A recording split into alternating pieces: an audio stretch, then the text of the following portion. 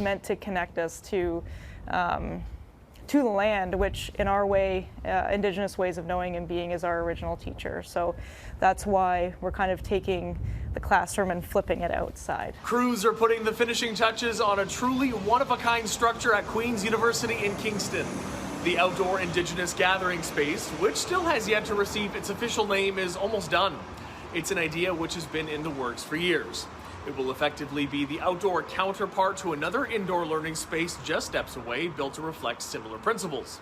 The outdoor space taking form now will be able to host up to 30 people, as well as ceremonial fires, making it capable of hosting ceremonies, Indigenous learning experiences, or daily academic learning. Courses that have Indigenous knowledge or content are, preference to be taught in there, but all courses can be taught in there.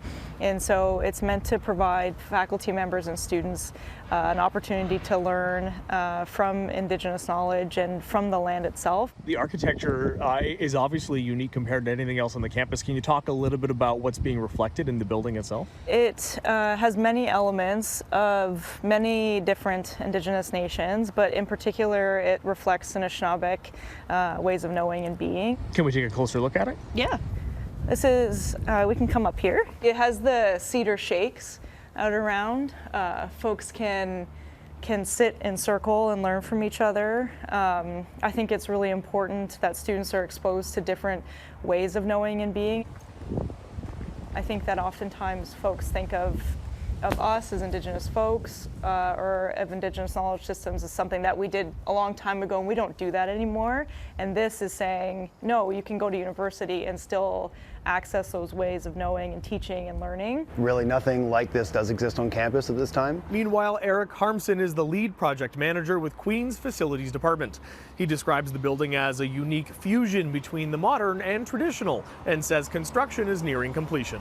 Over here we have some remaining cedar shakes to close in the storage area. There's some small glass details just to kind of help with the weathering. Do you mean like this is going to be glass paneled in here to close that off? That's correct. This portion will be closed in, and again, just to allow from driving rain or snow not to enter the space. Power and light will also be available if it's needed. The intent is to make a modern building with modern engineering, but based on traditional materials, traditional materiality, and ultimately, the entire thing is curved cedar shake shingling. How are you creating this curve?